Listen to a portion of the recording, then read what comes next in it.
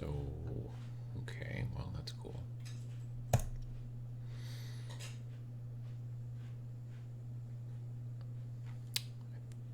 have no idea if this is working. Okay, cool. All right. Let's see. That's going. This is something.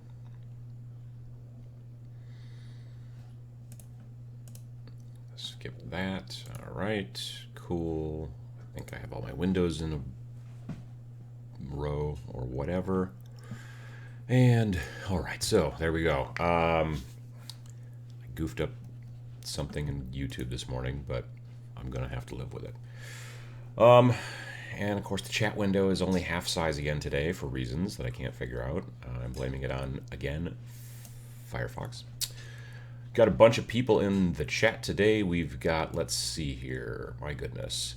If I scroll way back, I see Scotland, Canary Islands, Oregon, Florida, South Dakota, Basingstoke, UK. I'm probably saying that wrong. Winnipeg, Canada's capital, Texas, Buffalo, North Carolina, Santiago, Chile. Good day from Melbourne, Nova Scotia, Kent, Edinburgh, or Edinburgh. There's no O at the end of that. Victoria, let's see here. Boston, sunny day up here in Uperland, which is the UP, the Upper Peninsula, which is the top part of Michigan. It's technically attached to Wisconsin. I think we should technically keep it, but whatever. Columbus, Ohio, Waynesboro, Pennsylvania. Finally not raining Milwaukee. I hear what you're saying, Jesse. It rained all day yesterday. And then everything went squirrely. Mid-Michigan, Northern Alberta, Indiana, Melbourne, Atlanta, Georgia, Germany. Brian says, Uncle Adam, I've recently started this hobby. Do you think that filing / other cutting could pose a risk to my health? Good morning from Maryland. Filing resin or sanding resin without some sort of respirator is bad. So resin models are like stuff from Forge World, like normal plastic stuff that comes like on a sprue like this. Generally, no, that's not going to be dangerous if you sand it, file it, whatever. But resin stuff, which I don't have anything resin floating around here to show you. Like I said, Forge World, terrain from companies like ArmorCast and things like that. If it's poured resin as opposed to plastic on a sprue, that stuff can be troublesome for your respiration. The particles can get into your lungs and stuff. So they always tell you to put like a respirator mask on there, that kind of thing. But yeah, so otherwise normal plastic and stuff like that, and metal. I mean, lead, if you have really old models that are actually made out of lead, that's a different story, but that's not... That's hard to find lead models these days. So yeah. Happy to be celebrating my 48th birthday with biscuits, bacon, coffee, and the fine folks here. Well, happy birthday. I am also 48, so there you go. Good morning from Central Texas, Lakeville, Maine, Alabama. Hi, Uncle Adam from Bonnie, Scotland. Gray, wet, and very low sky here today. That seems kind of normal for Scotland, isn't it? Hello from Belgium. Hello from Wisconsin, Texas, Italy, Munich, Germany. Adron says, hi from Boucher Road, out for a walk with the wife. Well, that's fun.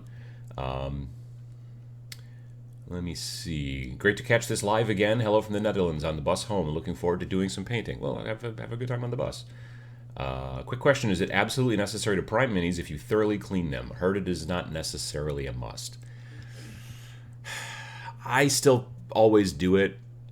Now, to be fair, a lot of times when I'm priming, I'm also priming in my base coat color.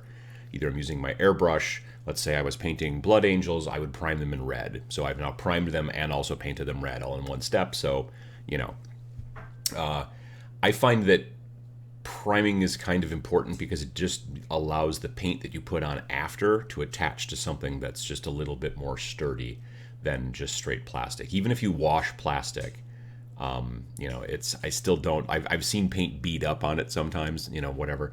WizKids makes these unpainted like D&D and Pathfinder minis. Those are technically already primed. So those, in theory, you do not have to put primer on.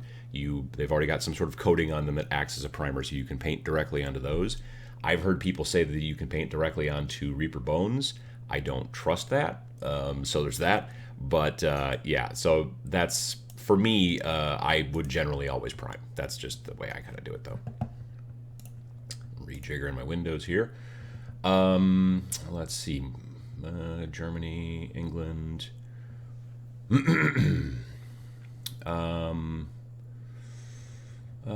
Sweden, UK, Richmond, Ontario, Poland. Wubda Wub says, what was your first conversion? Can we see? Do I have a conversion that you can see out there? I don't know that I do. Not just what I can pull up, unfortunately. One of my first conversions, when I first started getting into 40K, I went Tau, which generally you don't convert Tau too much, because the Tau are very much Tau. They don't. There's not a lot of, I don't want to say there's not a lot of personality, but there's not a lot of personality.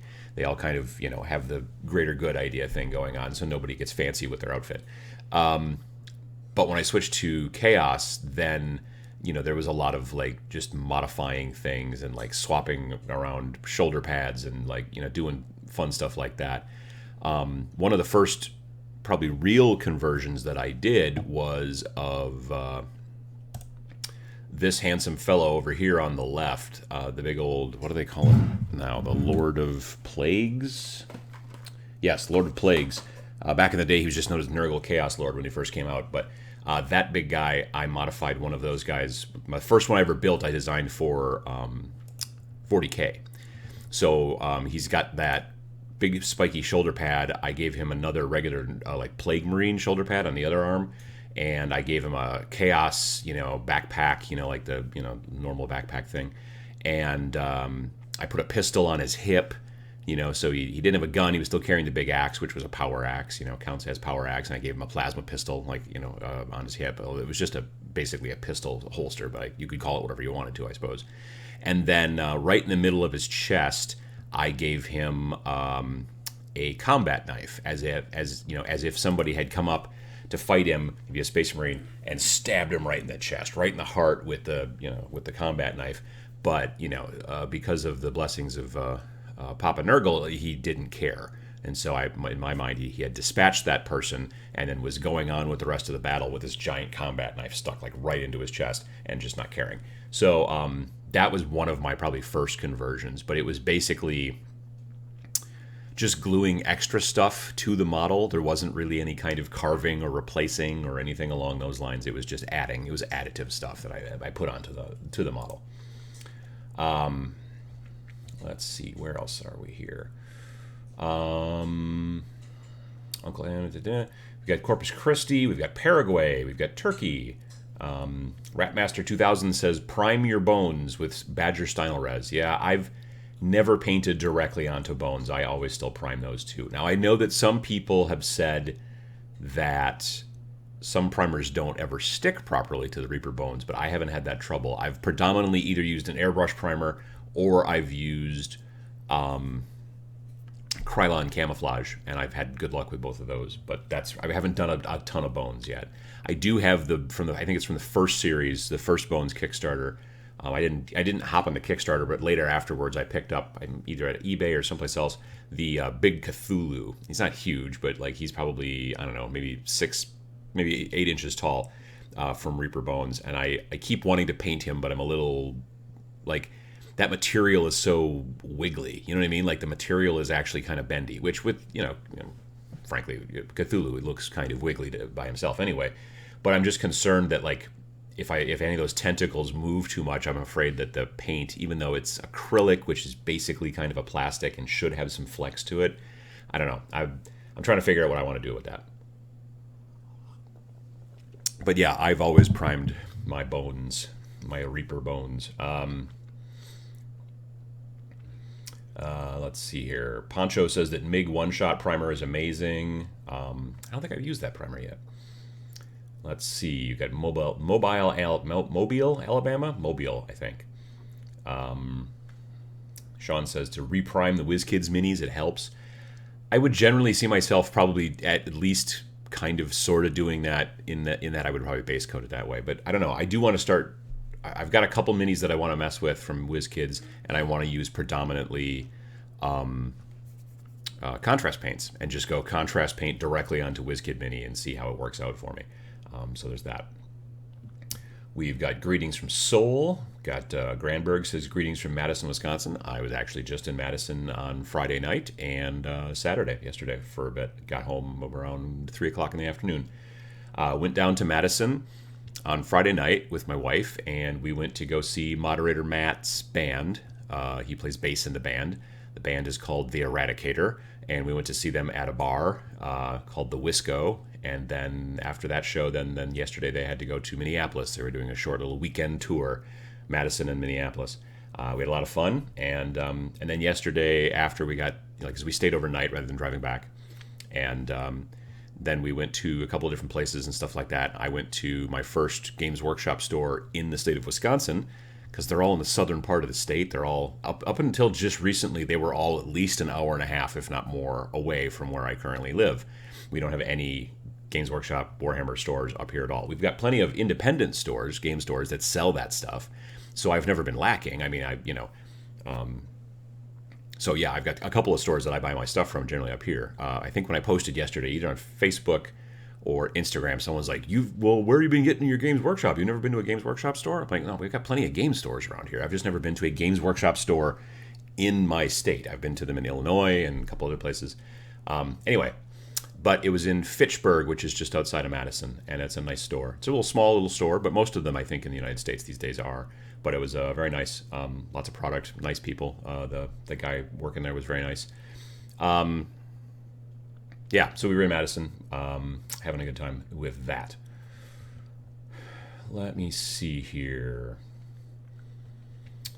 Matt Hogan says, just picked up the Beastgrave set. Looking forward to putting it together. It goes together pretty easily. It's push fit, but they are cool models, though. Nanja says, I've had decent results painting on Reaper Bones unprimed, but I get better, more steady results with primer. You can get away with base coats and then varnish with then subsequent coats. Yeah, I've generally found that I prefer the way that paint looks over primer, no matter what kind of primer it is for the most part.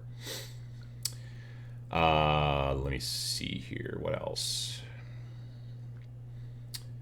I'm looking to get into the hobby, but I prefer the look of Age of Sigmar, but everyone plays 40k in my area. Should I just cave in and play 40k? That's a good question. There's a couple different options. One is to just go, well, I'm going to play 40k.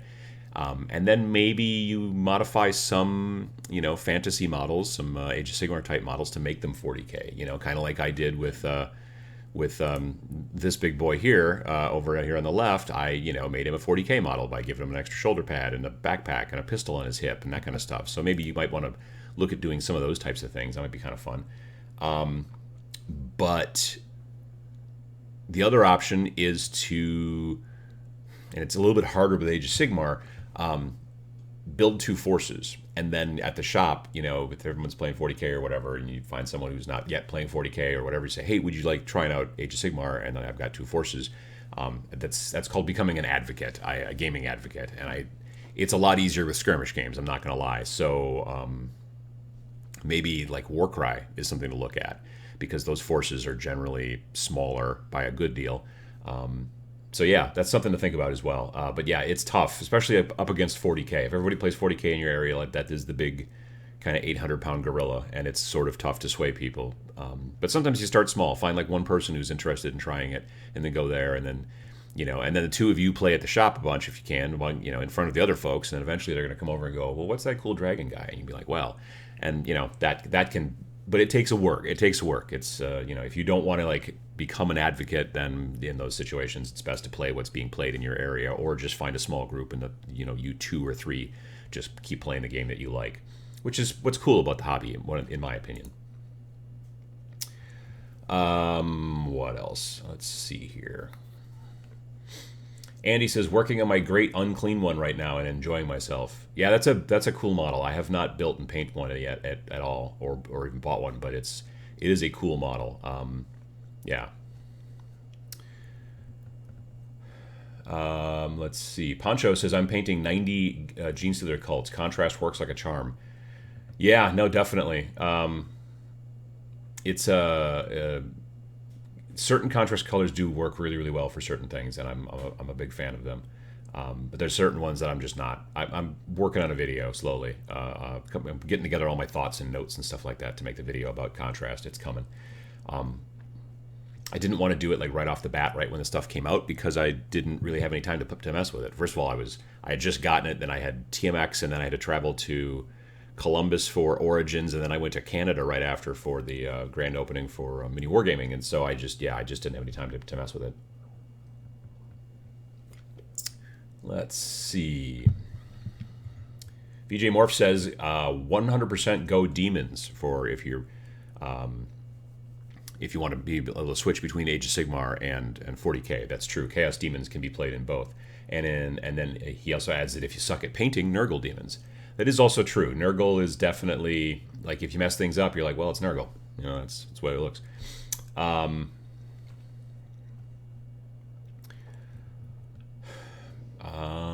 Let's see. Wub asks, how much green stuff have you used? I imagine more with something like Nurgly tanks. I never went crazy with Nurgly tanks. I would do it where there was like, and I haven't finished that one. Like, by the time that I was like really starting to getting into trying to convert some rhinos for my like plague marines and stuff like that, then there was an addition change, and then all of a sudden no one wanted rhinos anymore because they're like, oh well, you're just gonna get blown up. And it's interesting to watch how as the system changes, all of a sudden this item is like super hot and everyone's get like auto include in their army, and then all of a sudden, nope, that's garbage and you can't use that anymore. Anyway, I've never done like tons of like weird tentacles and crazy shenanigans coming out of a Nurgle tank. I've generally just added like just kind of creeping edges where there's like a little bit of ooze coming out and stuff like that. So yeah, as far as green stuff, I've used it for a bunch of things. My main, I would say probably the most green stuff that I use is when I am doing magnets on models, which I haven't done in a while now, but it was always a situation of when you want to put the magnet in there, you drill a hole to put the magnet, like let's say in the arm, you know, and then you put a tiny, tiny, tiny little piece of green stuff in there that you put to, I mean, like way smaller than a pea, like really tiny, like a pinhead. And then you drop that inside the hole and you put in a drop of CA glue and then you push your magnet in there. And then the magnet squishes against the green stuff, which is kind of sticky, and it holds the magnet, and then the glue kind of gets everywhere too, and then eventually that dries. If you just put in the glue and then drop the magnet in there, the magnet can kind of float around in the glue if you've made the hole a little too big or something like that and get crooked and then be less useful. So I generally use the green stuff dot at the bottom there. Just looking at my watch here, I just got an email from YouTube letting me know that I am live on my own channel. Yep, I am. Okay, good work. Let's see here. Hello from Italy. Yesterday I tried my airbrush for the first time. Daunting. Baby steps. It is. Well, it's not daunting. I'm saying baby steps is the best way to go, though. I would definitely start with just priming. Just you get yourself some primer and you prime things and just do that. So you start to get the hang of the way the spray works and like the cone of spray that's coming out of your airbrush and how far you need to be away from it and stuff like that. But just prime. Excuse me. Just prime to start and then go from there. And then you can really start to like get the hang of it and then start doing like a little bit of shading and things like that. It's almost Halloween, so I've got my Jack Skellington mug there.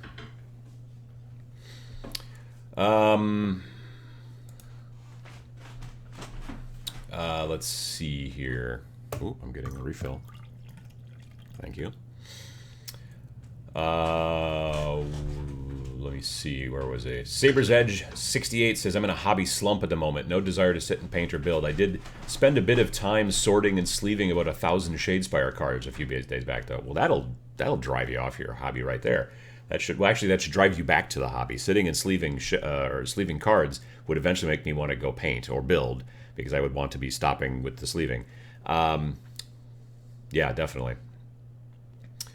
Kelly says, "Hey Adam, working on nonstop stormtroopers today. Yeah, I've got my 4 squads done. I'm building a 5th squad, which will actually be the stars of a video about how to paint Space Marines or stormtroopers. Sorry.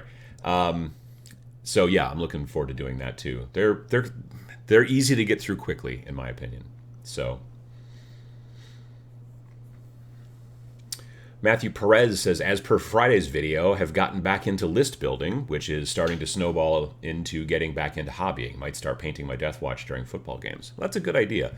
I think because like football games, like for me at least, not talking about football, but like just watching things in general. If I'm watching a movie or a TV show, I kind of really have to pay attention to it. Not that I have to, I just do. Like I'm very visually focused, and so that's what I do. And so I can't paint or anything like that.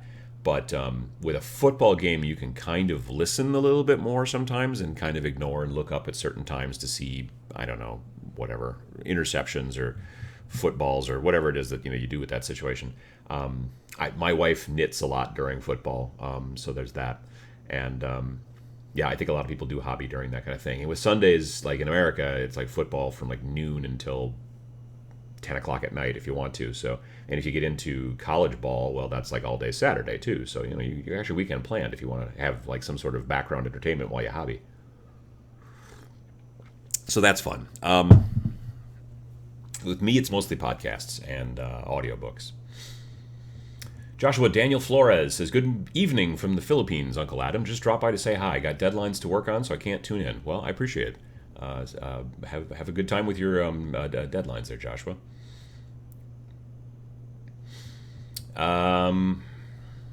What else? I have the Chaos set out of the Dark Vengeance box, says Hannah. I like the models, but not Crimson Slaughter. Any advice on how to paint, convert them into something else for Kill Team? I mean, you could paint them like I did a bit of some work with the models from that box because I do like those resculpts of Chaos, and now they're doing it like those same types of models are now the new Chaos Marines box if you go out and buy it. But yeah, I've done them as Black Legion, and I think they work out really well. I picked up a clamshell, one of those clamshell style models it's a Chaos Lord, and I don't know if he's the Chaos Lord that comes in Blackstone Fortress or if he's a Chaos Lord that comes in Shadow Spear. I don't know, but he's from someplace else, I think. But he's now a single model. So I picked him up because I'm like, I want to use him in a kill team that I'm going to be building. So I'm going to be redoing my Chaos kill team. My Death Guard kill team is staying the way they are. They're good. But my Chaos kill team is actually all my old, not all, but it's predominantly all made out of my old Chaos army from, like 6th edition, even 5th edition. So they're the normal kind of smaller, a little bit smoother kind of Chaos. And again, they were painted in Black Legion. So I want to modify him. But the problem is that his model, he is carrying like this big 2-handed like power hammer type of thing. And I'm like, well, that's weird. Well, I look in the book for Kill Team, and there's no rules for Power Hammer for the Chaos team. Basically, you can take Power Fist or Power Sword. Like, not even Power Axe, which is kind of like their jam, over there in Chaosville. So I was like, well, that's weird. So I was trying to figure out where to find a Chaos right-handed Power Sword. And that's also a conversion that I'm working on. So I don't have the model anywhere. It's down in the basement, actually, on the workbench. But I did find from the Chaos, I think it's the new Chaos Terminator kit, Chaos Space Marine Terminators. There is a right-handed power sword in there, which I'm going to try to modify to make it so that he's carrying that sword, which will be huge in comparison to a normal size kind of Chaos Space Marine. But I think that's going to be very interesting. So I'm looking forward to doing that kind of conversion as well. But yeah, I would definitely say, don't paint him Crimson Slaughter if you don't want to. Either make up your own thing, or I always like the black and gold. I do. Black Legion, I think, is kind of cool. Definitely. Shard of Heresy says, for all my transfers, should I go Hydra over Fire or opposite? I think the first would be better. I don't know what you mean there. Sorry. Because I've been... One of my resolutions... Like, it's not the New Year's resolution, but one of my recent hobby resolutions after being at the Nova Open in DC was I want to start learning how to do transfers better.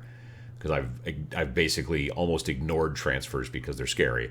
Not on flat surfaces. They're actually not hard on flat surfaces, but on curved surfaces. And I've got a good friend who has done all of his Ultramarines, and they all have transfers on their shoulders. And, like, putting a transfer on a curve like that, especially a curve that's going this way and this way, is really hard in my mind. But he figured it out, and, other people obviously have as well. I just need to kind of maybe take a class from him and learn and then practice and then do that. But so yeah, when you said transfers, I thought you meant those kinds of transfers. I guess I didn't catch the rest of that.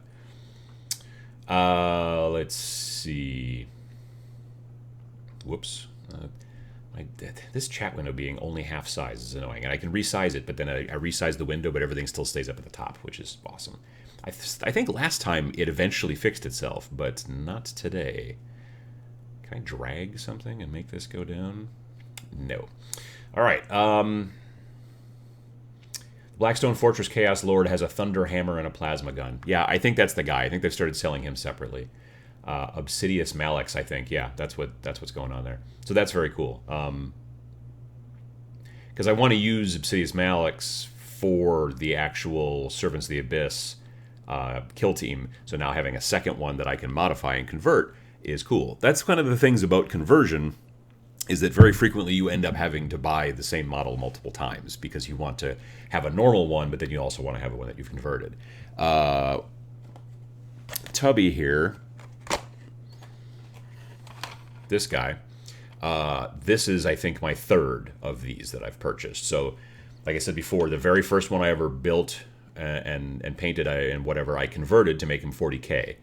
Put, Chaos Space Marine backpack on him, put a pistol on his hip, all that stuff, the big knife sticking in his chest.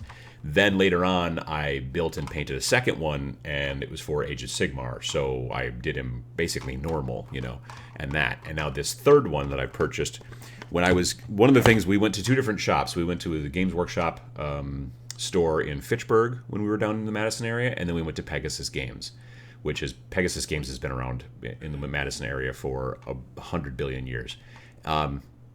Anyway, one of the things I was kind of looking for was these types of models, these kind of single, clamshell package models, ones that I haven't seen in my local shops around here too much lately. And so I haven't seen this guy in one of my local shops for a while. There's a bunch of the newer stuff at my local shops, but the older stuff, because this guy, a lot of times now these days, Games Workshop sells a single person like this, like an HQ style unit for $35. This guy was $14.75 because he's been around for a long time. So that's just how much he costs, which I appreciate. Anyway, this guy's going to be converted to be, he's going to be toting a gun, a big one preferably. Back a couple years ago when there was a monthly article in White Dwarf magazine. There used to be a monthly article called The Art of Blanchitsu, I believe, or something like that. And it was all about John Blanche, and it was, I don't know if it was written by him every month or if it was written by friends of his about him. I don't know. But it was always filled with awesome conversions and models, and nearly every single month in that magazine, in that article, there was always somebody who converted this very model into doing something different. And one guy found a big chain gun or an assault cannon or something like that and put it on him and made him part of the retinue for some sort of inquisitor kind of a thing. And so I want to kind of go that direction and mess with him on that. So yeah, looking forward to that. I also picked up, although I don't know that I'm going to convert him too heavily, I picked up a Skaven Warlord because I'm going to be able to add him to one of the Chaos bands for Warcry via the Monsters and Mercenaries book. And I also picked up, for that same reason, Skull Grinder, because he's got a 3-inch range in Warcry, so that's kind of helpful because not a lot of people have range. So that'll be also kind of cool, and I'll be using him as a mercenary.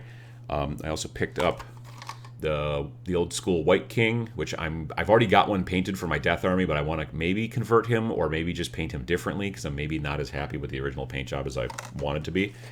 And then, because I haven't seen any of my local stores for a while, and they're always awesome to have, big old box of skulls. In this box, there is this one, and you can see it on the back up in the upper corner here. There's one giant skull in there, which if you watched the Hobby Progress vlog where I built that Necromunda Amble and made him into an orc, like a big orc, like Mechnob kind of thing, I took that giant honking skull and put it on his shoulder pad, like as a trophy, and which is also a conversion, obviously. Yeah, and so that means that's the only skull in that box that's and I've got ideas for using that big skull again, so I was like, well, I'll pick up another one of those. So yeah, definitely.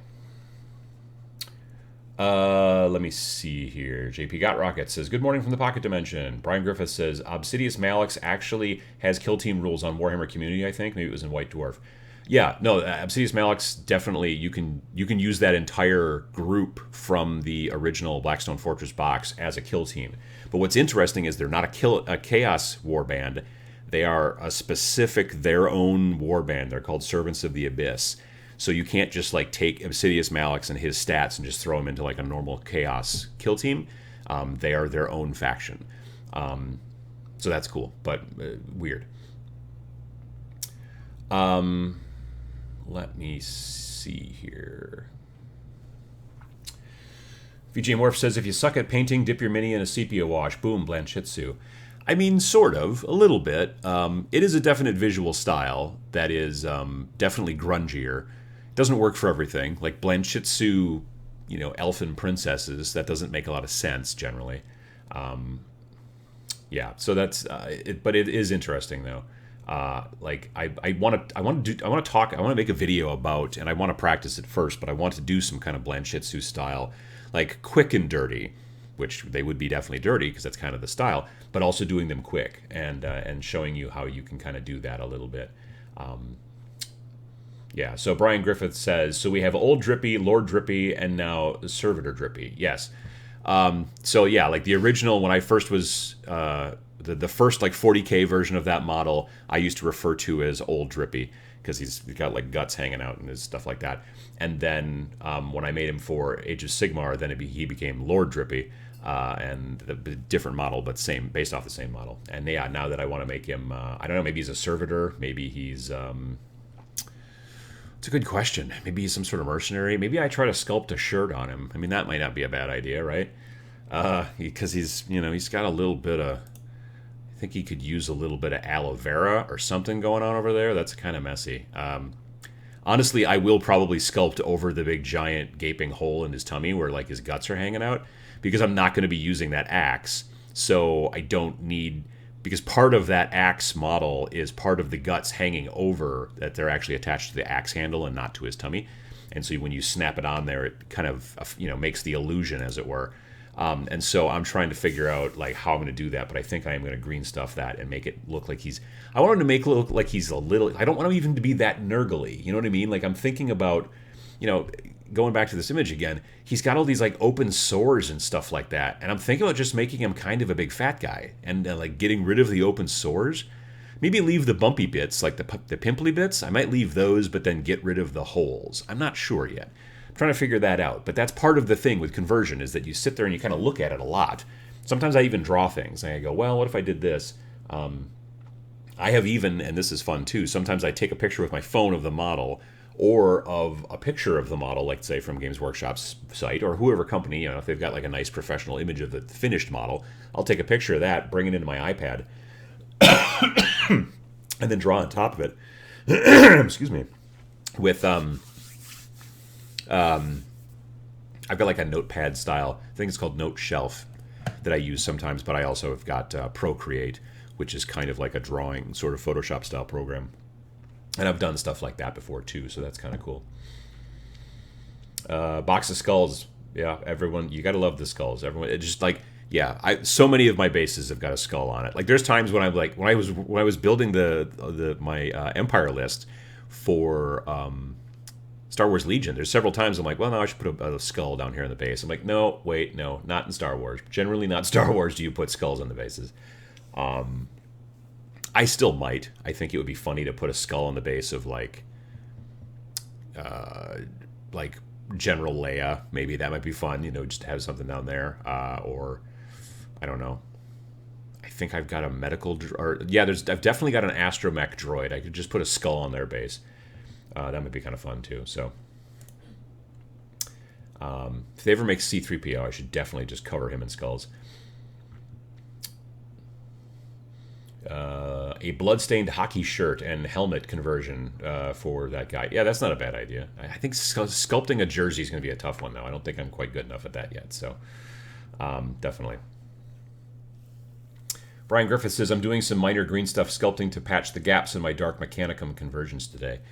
I don't like using green stuff for gap filling because I find it really hard. I'm trying to find something better. I did pick up some putty that is somewhere. AK Interactive makes a putty that's supposed to be good for gap filling, and I picked it up at some convention I was at, so I kind of want to give that a try. I've got some models that need some gaps filled, so there's that.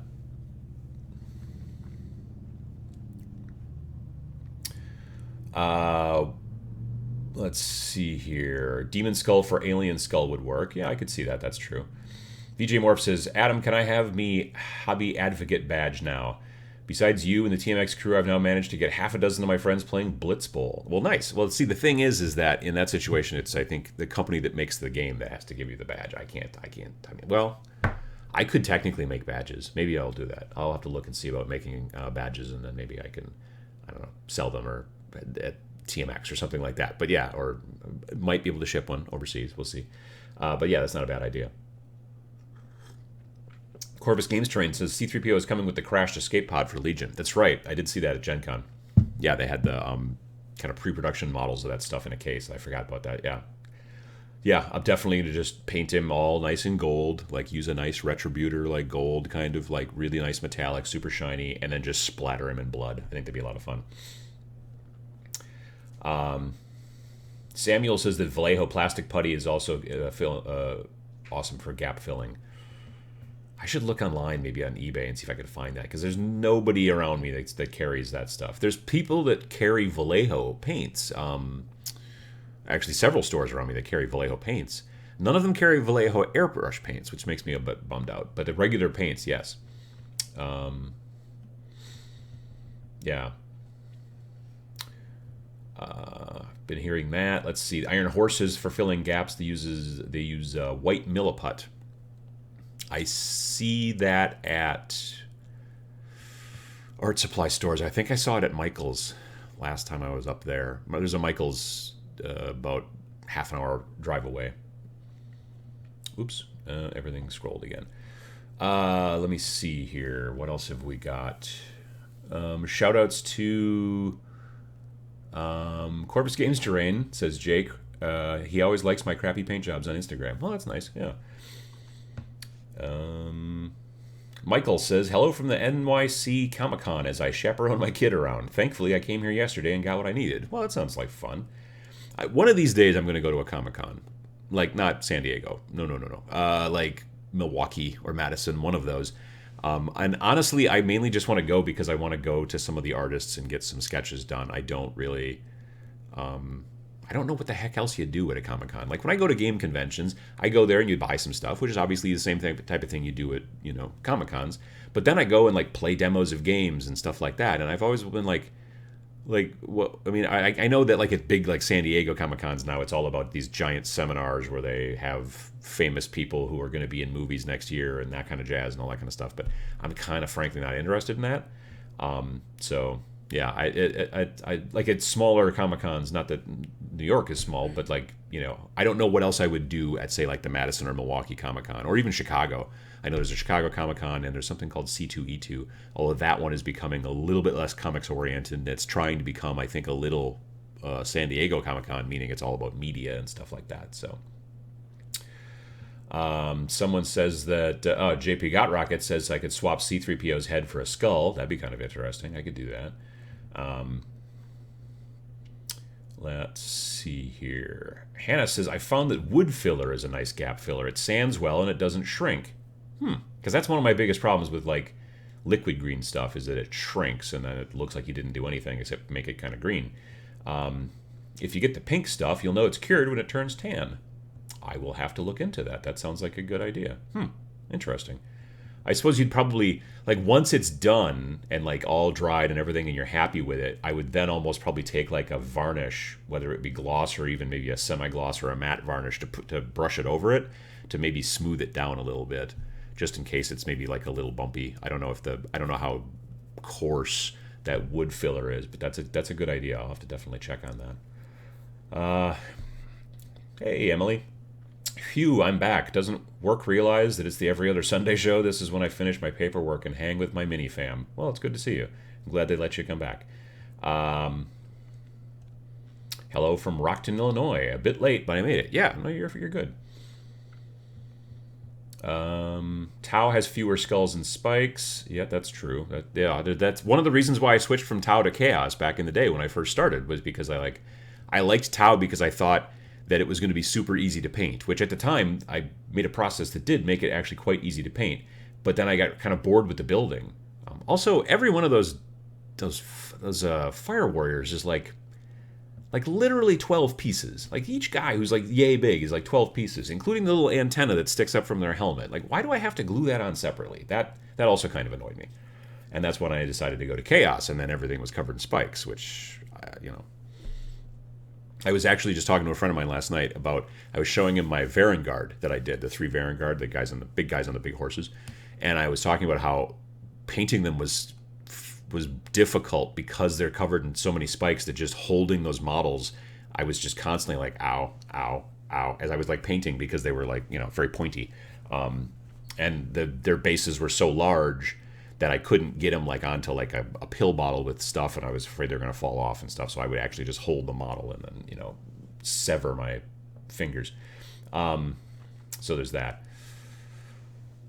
Let's see here. What else have we got? Oops. This chat thing is driving me a little nuts here. John Ashley Smith says, comic conventions are cool, but not enough modeling and gaming stuff usually, I know. Don't go off comic convention looking for gaming stuff. No, I wouldn't go for gaming stuff generally, but like I said, I've got some sketches that I want done, like some drawings and things like that. So I want to go to like the artist alley, and hang out there a little bit and get some stuff like that at a comic convention. I might even buy some comics here and there, more trades. I like the trade paperback type things where you buy like one book and then it's, because I just want to read the stories. I don't do it for collecting generally. But all that being said, then yeah, after that it'd probably be like a one-day thing, and then get out of there. So yeah. Val Peterson asks, is the wood filler grainy? That was my concern a little bit too, but I would like to try that out. I should definitely look for it. And it's the stuff that goes from pink to tan sounds like a good idea as well. I like that stuff in spackle. Like they make the spackle where it changes color when it's dry. Like when it's dry, it's white, and when it's not, it's like a pink or a blue color, I think. And I think that's a smart idea too. Clonehead asks, looking to strip metal miniatures, what works best? I would generally say, like lately, my favorite stripping compound has been LA's Totally Awesome, which you get at the dollar store. You get like a 32-ounce bottle of this yellow stuff for $1. LA is Totally Awesome. I used it, if you go back to the beginning part of this year, I did a Hobby Progress vlog about this Vampire Lord. No, I take that back. It was a miniature hot mess, I think. Yeah, it was one of the miniature hot messes where I bought this Vampire Lord on eBay, and then I stripped the stuff off of it and repainted it. And yeah, I used the LA's Totally Awesome on that, and it just worked amazingly. So that's my thing. If you have something that's really stubborn, but it's on a miniature model, a metal model, you can start using stronger chemicals without worrying about damaging the model. Plastic models, there's certain things you don't want to use. Like you do not want to use acetone or acetate or whatever. Like anything, you don't want to use you can use rubbing alcohol, like the higher, like the isopropyl alcohol, like the 91 or 99%. And I think it won't hurt plastic, but I don't know that for sure. So you might want to do some research on that. I've never used that stuff, but a lot of people talk about it and swear by it. But I do know that like the like brake fluid, no, brake, I don't know. There's brake cleaner, I think, stuff. There's a bunch of different things that people use on models, but it's back when everything was metal and you didn't have to worry about hurting the model so much. Plastic, I would be a lot more careful, but with metal, you can go a little ham if you want to. Don't actually try to use ham on the models; that won't work at all. Kendon says, "What do you think about? What do you think you'd buy to try to get a friend or two into Malifaux? I want to try it out and need to convince others." I mean, you could literally just buy two crew boxes, put them together, paint them up or whatever. You're looking at maybe each crew being 6, 7, 8 models tops. And then you could just be like, hey, look, pick whichever models you like, pick whichever team you think looks cooler, and then I'll teach you to play. And then you can do that. You'd need 2 of the card decks. You need just basically the one rule book for the most part. I suppose you need a couple of tape measures, that kind of thing. I think that they make a 2-player starter now for Malifaux, but I don't know that for sure. I might be thinking of a different game. But now that 3rd edition is out, or I think they call it 3rd edition, wouldn't be a bad idea to start getting into that maybe, or taking a look at the game now that this new version's out. I would have told you at the beginning of the year, wait, but now that it's out, I think you're good. John C. Poole says, first time I catch you live. Thanks for all your hard work. I love listening to you while I work. I'm an illustrator. Oh, cool. You also motivated me to paint some old models I had lying around. Cheers. That's the great thing about old models, is that you can always paint them later if you have to. You know what I mean? Like, it's not... Like, there are certain video games that you might buy, let's say, and then say, well, I can play these video games later on. And eventually it gets to the point where you kind of can't. Like, if it's a multiplayer game, nobody else is playing it anymore. Or if it's an old enough game, it might not work on your newer computer. But models are, they might get dusty, and you might have to dust them off, and then you can just go back to picking up right where you left off and paint them. And I've done this before, there's been models that I've started on, and then just go fallow, and then come back to them years later, and then go, I'm a better painter now, and then strip like the half-done job and then start over. But you don't even have to do that. A lot of times, if you haven't gone too far down the rabbit hole of this particular model, you've just started with some base colors and things like that, you can easily really up the game on a model by picking it up where you left off and just doing way better because you've been doing it longer than you did when you originally started that model. So yeah, kind of works out well. James, 720. 730. 720 was a video game. Good morning from Boston. Hey, James. Shard of Heresy. For my captain, I'm test fitting some weapons, and I found an old Sequitur head from Age of Sigmar. I think it looks really cool. Are there any rules for shields? The rules in Age of Sigmar for modifying, changing weapons and stuff like that are kind of interesting. They're always on the War Scroll. Like when you look at the War Scroll, the top of the War Scroll's got the stats, and there's that round thing over here, that says, oh, this is the important, the movement and the armor and the wounds and all that jazz. And then below that is the text, and that first paragraph, or the second paragraph. First paragraph might be fluff that tells you some sort of amazing little quick tale about why these guys are awesome. And then the second paragraph will be basically tell you either build them all this way, they all get, sword and shield, or they get sword and axe and whatever, and they kind of explain all that stuff right up front. So that's the spot in the War Scroll where you look at it and then figure out how you're going to build your unit of stuff for Age of Sigmar. So that's the best way to look at it.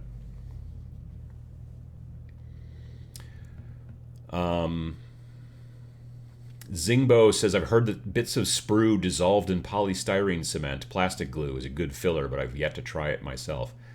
I can guarantee you I'm going to stick that to my fingers, possibly to my eye. Well, that's not good. So I don't know that I would do that myself personally, because it sounds really messy. But if it works out well, and you get good at it, that's cool. But I know that I'd go to the hospital. I don't want to. That sounds gross. I don't want to do that. Just trying to melt sprue with glue and then put it on something else and expect. Yeah, if it works, great. But I feel like I would have many, many failures to start to get there, and I will just rather use some putty, I think. Emily says, Adam, I think there are a lot of panels at comic conventions which can be fun. I haven't been to one yet, but I did go to an anime one that had the same kind of setup, but super small. Yeah, I mean, I could see panels like there's tons of panels obviously that are like at the big comic conventions and stuff like that, where there's like, oh hey, here's the cast of the next Marvel movie, or here's this, all that kind of stuff, and TV as well. I would be more interested in, honestly, I'd be more interested in seminars like learning how to draw and that kind of stuff. Like that, I would be more interested. Like go talk to artists, maybe get some sketches done, pay them for that and all that jazz. Maybe go to some seminars about drawing and like how to get from like kind of beginner level where I am, and go beyond that. That'd be kind of cool too. So I should definitely look and see. There's so many times when all of a sudden I see people on Facebook who are like friends of mine locally, and they're like, "Oh, I just got back from Comic Con and wherever," and I'm always like, I missed it again. Like it's the Chicago one is always just like the wrong time of year for me, and I don't know why. I think it's in April, or maybe that's C2E2 that's April. I don't know, but it's always like, oh no, I can't go this weekend because I've got 12 other things going on. So that is kind of a bummer. Kenny says, it's always a pleasure to stop by for the Every Other Sunday show. I hope this Sunday is being kind to you, Adam. So far, so good. It's gotten sunny out, so that's kind of nice. After this show, my wife and I are going to, instead of going to my wife's parents' house for lunch, as we normally do on Sundays, we're actually going to a restaurant because it's my wife's mother's birthday. And so we're doing that, and so that'll be fun. And then I'm probably actually going to do some hobby this afternoon, which will be nice. I'm looking forward to it. Friday, I did a bunch of work on the channel stuff and things like that. I was up in the studio, like organizing and things. I put up some shelves, and I'm trying to get things so they're less of a mess. And then we went to Madison, and then came back Saturday afternoon. And then there's a little mini convention, not miniature convention, but a small gaming convention here in town actually this weekend called the Northeastern Wisconsin Gamapalooza. I don't even have an idea how to spell that, but and it's a general tabletop convention, board games and RPGs and all that kind of stuff. And so that's kind of cool. I stopped by there because a good friend of mine who lives down in the Milwaukee area was in town, and he was running games and things like that. And we went out to dinner and stuff and hung out and chatted, and it was nice. And I ran into another friend of mine, Glenn, when I was there. We had a long conversation. He's a manager at a game store down in Milwaukee area, board game barrister. So yeah, it was good. But there was like no time for any kind of hobby stuff up until technically sometime later on this afternoon. So I'm looking forward to that.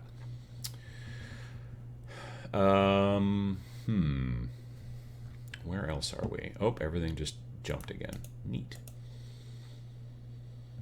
Wing It Gaming says, do you have any tips for starting? You just start. You have to.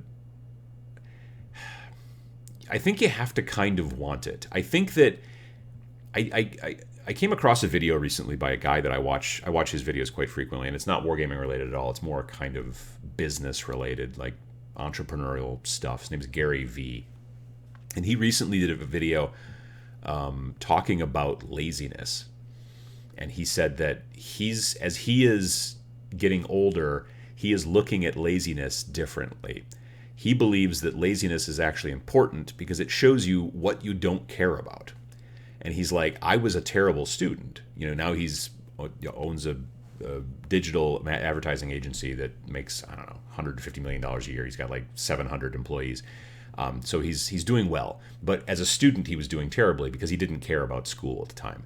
On the weekends, he like sold baseball cards and went to baseball card conventions and things like that. And he was like an 8th grader, but he was making like $1,000 a weekend selling baseball cards at these conventions and stuff. So he's always been this entrepreneur guy, and he's always been interested in doing that all the time. And he always wants to do it, and he always wants to be doing it. And he does not find himself interested in cleaning the bathroom, and he did not find himself interested in going to school when he was a kid.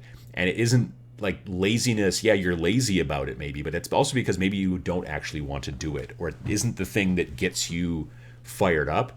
So I've been considering doing a video about that and saying, well, if you find that you just can't ever get yourself motivated to paint, and you've listened to my videos about how to get motivated to paint and you can't just do it, then maybe you just don't want to do it. The laziness is actually just a symptom of like, I'm not interested in actually doing this. And understanding that and moving on and doing something else, I think is a better idea. Like if you're like, the reason that I can't ever paint or build or do anything like that is because I'm always playing video games. Well, then video games is your hobby. That's your passion. And it makes sense. And there's nothing wrong with that.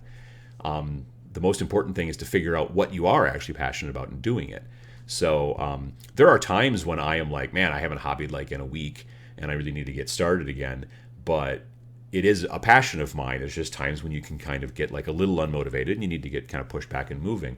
But if you've just like, I want to get started and I bought a bunch of stuff and I just can't make myself push, and get going, maybe it's not for you, and I don't want to dissuade you, obviously, from it. But like sometimes you have to take like a bit of a self-critical look and go, is the reason that I don't ever do this because I actually don't want to? Like my friends do, and I kind of expect like I should, but I actually really don't want to. There's nothing wrong with that. Maybe you really love playing, but you hate the hobby stuff. Then, save your money on buying hobby products and paints and all that kind of stuff, and pay one of your friends to paint the stuff, or some commission painter in your local area. I'm seeing a definite rise in commission painters cropping up all over the place as wargaming gets bigger. More and more people are interested, but some of them are just like, either they don't have the time, which is totally valid. You've got maybe you got 2 jobs, maybe you got a bunch of kids, family, all that kind of stuff. You just don't have time. But when you do want to play, you want to have nicely painted stuff. I know a bunch of guys at the shop who have gotten into Warhammer Underworlds because they're like Magic players and they like the deck building part, but they still want their models to look nice. And so they'll pay local commission painters to paint the 5 models in their war band, and they'll paint them, pay them, I don't know, $80, $100 maybe, and then they get these really nice looking models that they can now, play this game with. Not all of them, but some of them do it that way. And so a lot of commission painters that I know that are local have been getting like this kind of benefit from these smaller skirmishy style games, because instead of coming to you and going, paint my 2,000 point army, which a lot of commission painters are like, ugh, I do not want to do that. I don't care how much you pay me. When you come to them and go, look, I'll pay you this much to do these 5 guys, that a lot of commission painters are like, yes, let's do that, because it's a quick, easy project and it's fun, and then you're on to something else, and it's, variety being the spice of life and such. So, Wing It Gaming, I would definitely take a good long look and see if the reason that you're not starting is because you actually don't want to do it, or if there's maybe a fear of like, I don't know how to do it. Well, obviously, if you're starting, you don't know how to do it, and that's why you start to learn, and then kind of start to learn by doing and kind of figure it out, and then get better at it, and that's how you get better at it. As it turns out, you know what I mean? You have to actually do it. So, Brian Black says, second time I get to watch this feed live. Feels good. Well, I'm glad to hear it. I'm glad to hear that you're enjoying it. What else?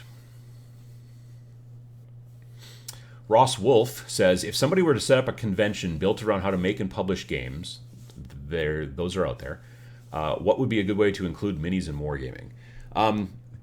There is a word for that type of convention, and it's called proto-spiel. I think I'm pronouncing that properly. And it is that friend that I was hanging out with yesterday who was up for the convention. He's big into that. He's big into game design, and he goes to these different proto-spiels in different cities all the time. Spiel, I think, is maybe German for, I don't know. Is it German for play? You took German. What? Spiel? What does that mean in German? Play. Okay. So it's like a prototyping thing where you play stuff. Or game, yeah. So, nonetheless, that's something, those would look for proto-spiels, like online, and then you'll find some conventions where they do that. Generally board game oriented, I'm not going to lie, but if you were to bring like a small skirmishy miniature game that you're working on or something like that, I bet you could get people who would be very interested in playtesting it and talking about the mechanics and stuff like that, of the behind the scenes rules and junk like that. So yeah, that's not a bad idea. Let me see. John C. Poole says, the model I painted after a 15-year hiatus looks better than the ones I used to paint way back when I painted every week. Painting on a flat surface definitely carries over. Tutorials help too. Yeah, I mean, tutorials, like, there's so much more information about how to paint nowadays than there was 15 years ago. It's great. The pitfall is that you can watch way too many tutorials and not actually put paint on a brush and put that brush onto a model. So I did a video earlier this year called like the 1090 rule, which is like, if you spent an hour watching YouTube videos, you should spend 9 hours actually painting, like that 10 to 90. There are a lot of people out there who just watch tutorials and never actually paint. And if they just want it for entertainment, great. But if they're like, man, I've been watching all these videos, but I'm just not getting anything done, you're like, well, maybe dial back on the videos. And as a video producer, it sounds maybe weird for me to say that, but I do think that if you actually want to get better at painting, you do have to put a brush onto a model. That's the way it works. My son wants to start sculpting. Any suggestions on a sculpting medium? I don't know a ton about actual physical sculpting. I mean, I've heard milliput is not bad, but I've also I know a lot of people who, like, back in the day used to do that, back before computers kind of took over a lot of the sculpting, like the digital sculpting. I know that people would use green stuff. You build like a little armature, excuse me, which is like a little metal skeleton of a person, and you bend it and pose it the way you want, and then you start putting putty onto it and stuff like that. So I would look for some YouTube classes or YouTube videos about that type of thing, about sculpting miniatures, and then you'll find that kind of stuff out. I wish that there was a good program out there that was either cheap or free that was a little bit more aimed towards kids about teaching them how to sculpt. I know there are some programs out there for 3D programs for sculpting which are inexpensive or free, but I don't know that they've all got kind of a steep learning curve from what I understand. So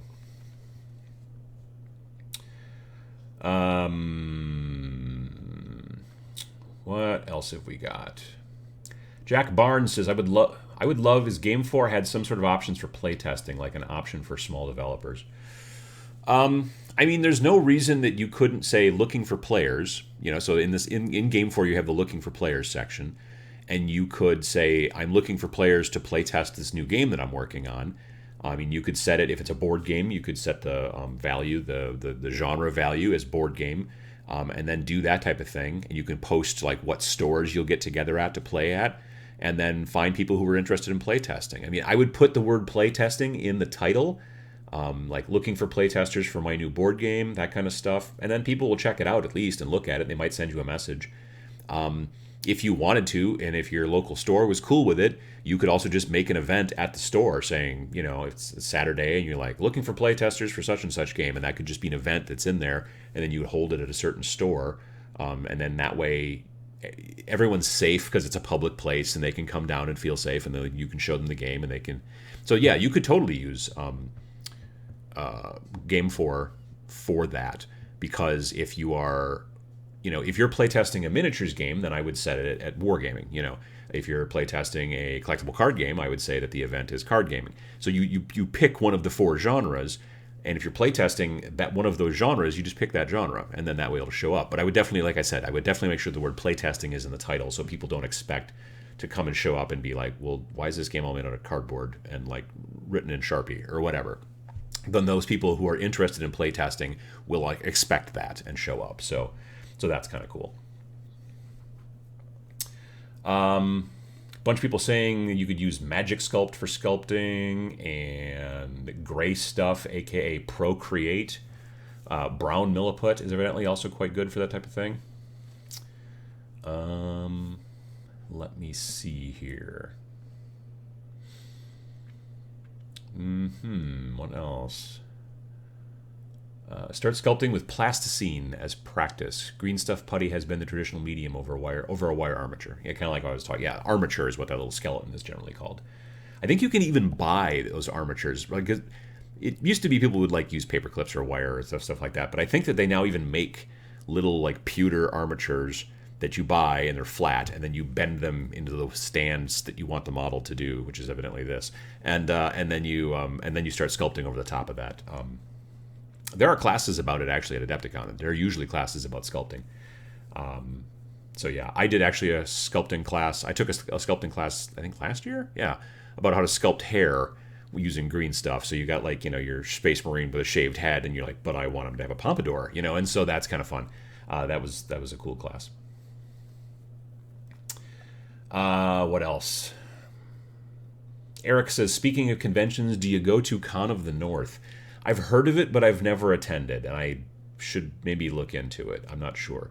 Next convention that I'm going to is Dragonfall, which is in northern Illinois, somewhere. I forget exactly where off the top of my head, but Dragonfall is coming up at the end of October. I think it's maybe the last weekend. Yeah, I think it's maybe the last weekend of October. So yeah, I'll be going to that, and so it's Dragonfall is a smaller convention, but it is again predominantly miniatures. They're starting to move into some RPG and some board games as well, but it's predominantly a miniatures convention. Maybe 300 folks, I think. But it's one of those conventions. It's predominantly all for charity. They're raising money through auctions and raffles and stuff like that for Child's Play and also Extra Life, from what I've been told. Actually, I was just talking because moderator Matt is the charity coordinator person for that convention. So he's been getting all kinds of donated stuff from all these different game companies that make up part of the raffle or the silent auction or however that's going to work. And so they're raising what some of the stuff that they're doing is raising money for Child's Play, and Child's Play is a charity to get video games and books and other types of toys for kids who are in children's hospitals to play with. Whereas Extra Life, from what I understand, is basically raising money for research, into children's diseases and that kind of stuff. So they're both kind of for the same folks, but they're kind of taking the health aspect of it from a different angle. One is looking straight towards research, and one is keeping the kids happy when they're there in the hospital and stuff. So they're both, I think, great organizations. And so the Dragonfall is raising money for both of those organizations. So if you're in the Midwest, in the northern whatever area, you should definitely try to make it if you can. Take a look. Just do a search for Dragonfall Convention on Google, and I'm sure you'll find it. But Con of the North, I've heard of a bunch, but I've never been. I should probably give it a good try. Let me see here. Ross Wolf says, your wife speaks German? Well, I mean, she took German in high school. She's shaking her head. But she did take Germany in high school. Got somebody, let's see. Brian Griffith says, if you really want to be fancy, you could use a skeleton like Secret Weapon sells as an armature. See, I knew somebody, a full-blown skeleton, because the pewter armatures that I saw in the past didn't look like a skeleton. They were shaped like a skeleton, but they didn't actually have bones and like a skull. It was just more of like a blop, and this is with the head that you sculpt on top of, and these are straight kind of arms and stuff like that. But that'd be interesting, though. I could see that. Reaper Minis used to sell an armature for sculpting. Not sure if they still do, says John. Yeah, that's, I think, you can build your own, but it is sort of nice to be able to just take a because all the proportions were probably right. They probably paid attention to that. So yeah, definitely. Kelly asked, did you see where the Golden Demon is returning to Adepticon 2020? Well, it's never actually been at Adepticon before, so it's not that it's returning to Adepticon, it's returning to America. There hasn't been a Golden Demon competition in the United States since 2013 was the last one. Actually, a guy I know, Tom Ailes III, won the Slayer Sword that year, and he lives in Appleton, which is where Sam lives, and he and Sam are good friends. And I interviewed him. I want to say, if you go back to February of 2014, I did an interview with him, with Tom, after he won the Slayer Sword. But yeah, so it's gonna be very interesting to see. I'm really looking forward actually to this year's Adepticon because of that, and seeing that how that competition is going to change in comparison to the Crystal Brush. You're starting to see more companies that are also starting their own contests, which I think, some people bemoan the fact that, well, now you're going to have 4 different contests instead of having one where you get one best of. And personally, that doesn't bother me. I'm fine with having, like, well, you won best of this one, but I won best of that one. I'm not winning any of these. Don't get me wrong. I'm being, I'm building a scene. But yeah, it's interesting kind of to see that, because you've also got people who are like, and even judges who are like, I don't like. To be perfectly honest, a model from Games Workshop has not won the Crystal Brush in a long time.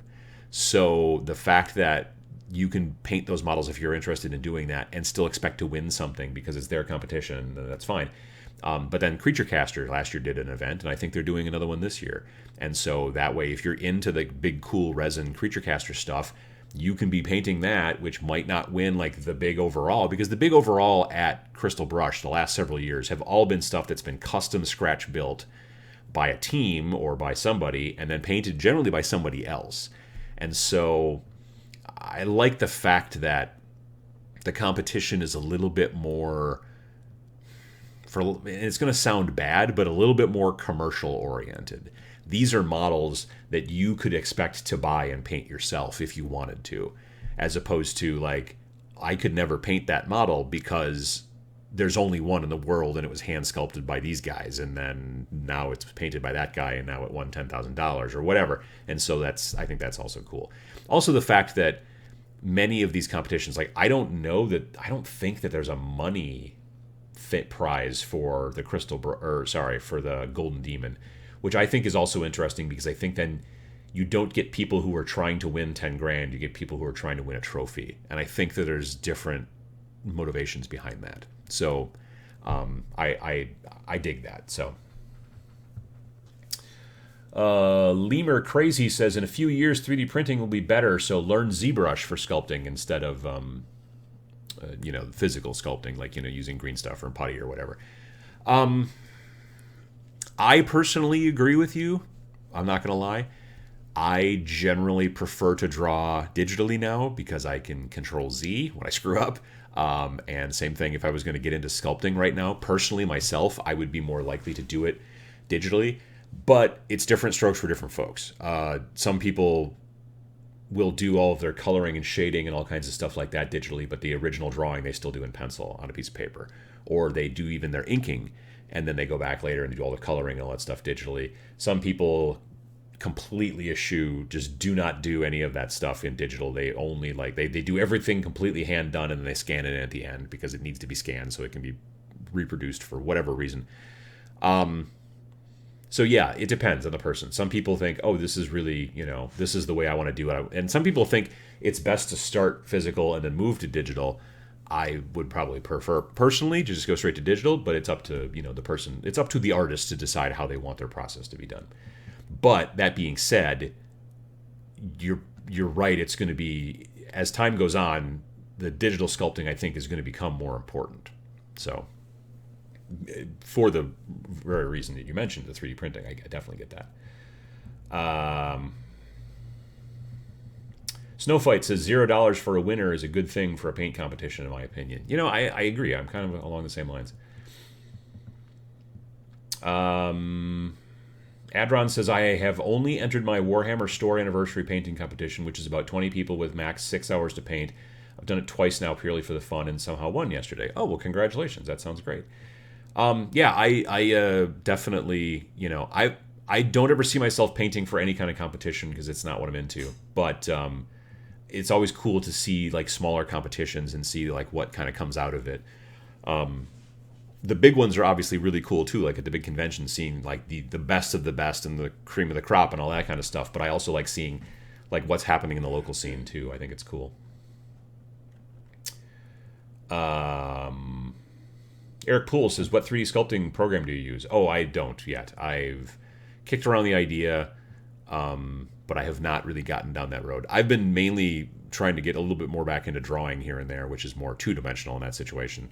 For the most part, I've been using Procreate on my iPad Pro, which I like quite a bit. So,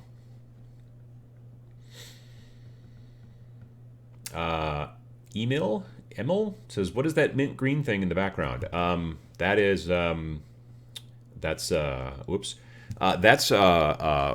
That's Nick Raimondo, but Nick is sleeping right now. You can tell because his eyes are closed. Let me just fix that real quick. Just do a little bit of that. And there we go. Now Nick is awake. So that's my wife's cello case, and he is also kind of a sidekick on the show here. And he was asleep on the job, so I had to wake him up. Nick Carroll asks, have two Slayer Sword winners ever had a sword fight? That would be epic to catch on camera, especially if the soundtrack was Rain and Blood by Slayer. I think that those swords would totally break. I think if you were to actually do that. It would not be a good idea. No, super bad. Let me see here. The Iron Horse 72 says that patrickkeith.com has great instructions on using and building armatures on his webpage. That should be good help for folks who are looking to get into that kind of physical sculpting like that. That's cool. Lemur Crazy says that Blender is great for getting started in digital sculpting for free. Yeah, I've heard Blender is good for that stuff. I know that it does have a pretty steep learning curve, but it's free, so there's that benefit as well.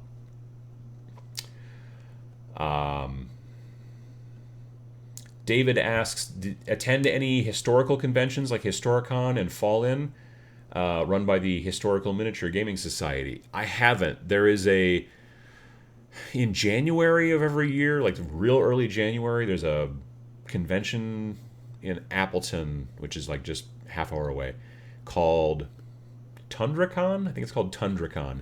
And that is generally pretty kind of historical. I've seen a guy running like X-Wing there once, but for the most part, it's generally historicals and stuff. I stop by there usually. I don't think I stopped by there this year. I think I had something going on, but I have stopped by there in the past. And that's like honestly probably the only historical convention that I go to. There's not a lot. They're close by. There are several in like the Illinois area and stuff like that, but I've not gone to a lot of those. I've not gone to a lot of historical conventions. VJ Morph says that Mesh Molder is free and really good for sculpting. And unlike Sculptress, is actively being developed. I've seen Sculptress, but I've not messed with it. I've heard of that one. I have not heard of Mesh Molder, but I'll take a look. BB says, hello, Uncle Adam. Finally catching my first live show. Thank you for the phenomenal content. Well, you're welcome. I'm glad that you're catching the show. Let me see here. Electric Dragon says, yeah, Blender is free, and 2.8 is an amazing upgrade over any previous versions. Feels like a whole new program. Emily says, the Instrument of Terror. Well, when he's awake, yeah. Let's see here. Dark Ale says, any advice on how to change the poses, etc. on Chaos Cultists from the Dark Vengeance box? I don't want them all to look the same. Good luck, because they're kind of like they're sort of push fit, like they go together. They're not real posable. Like as far as posable minis versus non-posable minis, I've seen some people complaining about like push fit like Primaris guys and things like that. I mean, pretty much all of these like single figure boxes, they all go together pretty much one way. None of these are real posable. My man here on the front on the title card, the Sanctus or Sanctum or whatever the heck this weird looking guy on the right is, he is a bit like he comes with this sniper rifle, but he also, if you look on the cover of the box or clamshell thing, he also comes with a knife for that hand. So you can either build him with the knife or without or with a gun. Those are the two options. But a lot of these models that they come in these like little peg whatever, they don't go together in multiple ways, and they're not posable. Now, all that being said, excuse me again, I'm still not completely over the cold. All that being said, even the posable like Space Marines, like that we've all probably built at some point, if you go back and look at like regular tactical Marines, they're posable, sort of, but basically that means you can either, they're holding a gun, you can either do this, or you can do this, or you could turn them a little bit this way, make their head go that way. And that's really about it. Their legs aren't posable. You can pick which leg set you want to use, and then you can glue the torso on, and then you can kind of get the arms to do a little bit of stuff, and then you can make the head look around a little bit. That's not a huge posability. Now, when you take that and you compare it to the sculpt on like something like, this is Lieutenant what's his name? This is one of the this is like one of the exclusive models that GW is selling at conventions and stuff like that. I picked this one up at, I couldn't get it at Adepticon because they ran out before I got there. I picked this up at Gen Con. So, like, these really cool models, yeah, they go together only one way, but they look really awesome doing it. Now, when you're talking about cultists, and you don't want there to be, like, there's just a lot of the same poses over and over again, that does become difficult, I'm not going to lie. They've tried to make, I think, a decent number of poses, but you're still only looking at maybe 7 or 8 different poses max in that cultist line, maybe less than that. And it becomes difficult. In that situation, I have a tendency to either, if you can, I try to swap heads a little bit, or so like basically you might just end up clipping off a head and putting a different head on there from some other model. Sometimes you can swap weapons a little bit. A lot of times I just try to customize with paint, but yeah, it's difficult, specifically when you're running a whole bunch of models that are basically press fits, easy to builds, and they go together one way. It's tough because trying to get those guys to do anything else other than what they were designed to go together to do, it's really hard. So, yeah, definitely. Ross asks, why is Nick Raimondo not the official mascot for GameFor? Well, because Nick doesn't work at GameFor, so that would be kind of weird. I don't think we have a mascot. We should probably think about that. Let's see here. Whoops. Again, everything kind of scrolled funny on me. People talking about Mesh Mixer and Blender and whatnot. Ross Wolf here says that X-Wing is a historical game. It happened a long time ago, after all. That's a very good point. That's very true. It is. I hadn't thought about it that way, but you're right. X-Wing is a historical game because it did happen a long time ago. And JP Got Rocket says that 40K is just speculative future history. Well, that makes sense too. So talking a little bit about conversion, where'd it go? This guy, like I was just showing you the guy over here on the right there with the sniper rifle and all that stuff. I've got 2 of this model. Number 1, weird little, and I know you guys can't see my cursor right now, but that weird little Jim Henson's Gene Stealer baby back there hanging off the back of that thing. He's not going to be in my conversion. Sorry, because I'm not making this model for Gene Stealer cults. Down the road, if I was to build a Gene Stealer cults army, which seems highly unlikely, then I would definitely buy this guy and add him to my army. But I am not using this model for that. My plan is that I want to do 2 of these guys. I want to take this model, this weird snipery looking dude, and I'm not putting that head on there. I'm either going to have to, I think it comes off, or it like goes on separately. So I'm going to try to fix that and put a different head on that guy. I may have to do some green stuff and then put a different head on there. I bought a bunch of different like heads from companies like Cromlech and W. Artel and a couple other places like that. I bought some heads mainly for the Zone Raiders project that I plan on doing. I've talked about Zone Raiders a couple of times before, which is this kind of skirmishy game. It's a real small scale skirmish game. Doesn't have any models. It doesn't have a model line. They just sell the rules. But so yeah, this guy is going to be definitely designed for that game. And I think I'm going to keep the sniper rifle, but like I said, I'm getting rid of the weird Gene Stealer dog baby thing. I'm putting a different head on there. I'm probably going to do a little bit more work, like that arm that's reaching down to that weird statue head. It's got like a red leather band around his wrist. I think I want to take a really super thin piece of wire and slowly try to coil it all the way up to the cloak so it looks as if he's like wearing like a, I don't know, I want it to look a little bit more futuristic, more like cyberpunky, almost kind of far futuristic, as opposed to 40K futuristic, which is sometimes not that futuristic looking. But I want to do some messing with this guy a little bit, maybe tweak the boots that he's wearing. And then I want to do a second one of him. Probably again, I'm getting rid of that head because I cannot stand the face on that guy. like he's supposed to be kind of a sniper, but he's like, it looks like he's shouting. And snipers aren't supposed to shout, I'm pretty sure. They're supposed to be sneaky. Or he's just like, just makes that face and he's being quiet, but that's even scarier, frankly. So I don't want that. Again, going to swap the head out and then maybe give him a different weapon, maybe more of a pistol, something like that, and kind of do more of a, try to figure out a way to fit him into some sort of kill team or some sort of Blanchitsu Inquisitor, something or other. You know, that's maybe a little bit more down the road.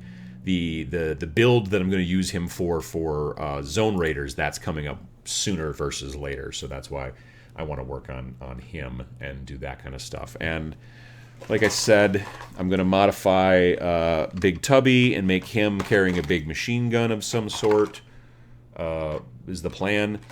And then, like, Skull Grinder is just going to be a Skull Grinder. Skaven Warlord, I might modify this banner because it's a lot of extra shenanigans I kind of don't know that I want.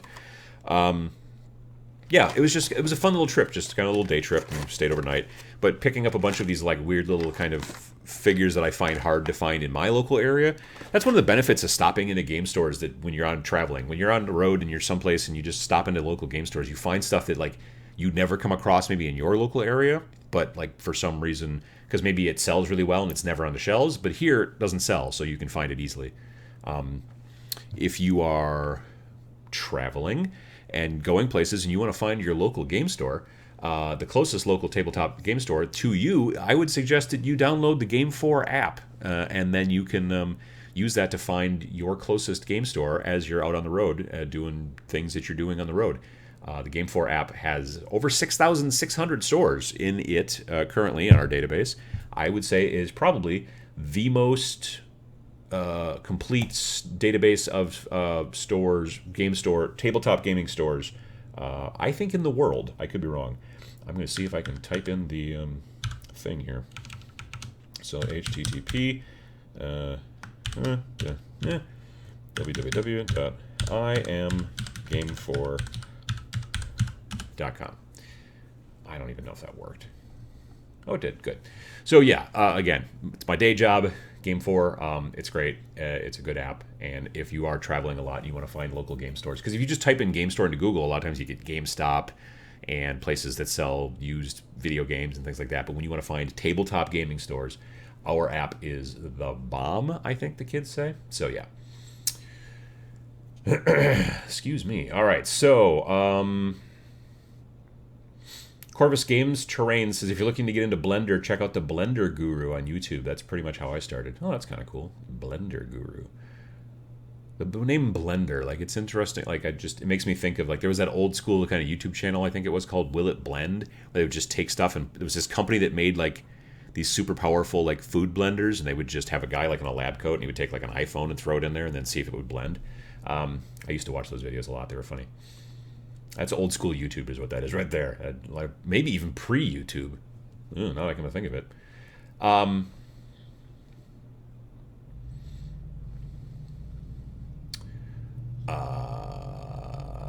Nick could be the external consultant on a particularly hefty fee. Well, yeah, I've seen some of the checks that Nick gets. I mean, that's definitely it. Tony says there are new cultists in the Blackstone Fortress box, and they're coming out in a standalone box next week. Yeah, those cultists in that new box are cool because I'm like, I could see mixing those with the old cultists that came originally in Dark Vengeance and making some stuff look nice, and then that way it'll look a little bit better.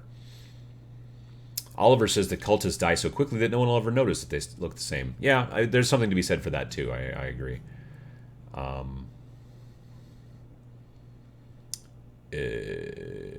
What the heck asks, what do you think about the new Marvel/40K merger? I don't think it's a merger. That legally or technically that may not be the right term, business term. From what I understand, what's happening is that Marvel Comics is now partnered with 40K, well, with the Games Workshop, and they're going to make comic books based off of I'm assuming 40K, but probably also Age of Sigmar and stuff like that. Which, I mean, there have been comic books made about 40K before. There have been plenty of comic books out there. I've bought some, I've read some. The fact that they're working with Marvel now is really interesting. When I first saw the like first article about it, I was thinking they were talking about Marvel Studios was going to make a movie, and I was like, I'm not sure if I'm interested, but I think I might be. You know what I mean? Like, I'm not sure if I'm excited, but maybe. But then it was like, well, the comics. So I'm like, well, that's cool too. You know, there's nothing wrong with that. So yeah, but this is not. It's new that it's Marvel, and Marvel's obviously quite huge and whatnot. But yeah, there have been 40K and I think even fantasy comics before. So so that'll be interesting though. It'll be interesting to see how it goes.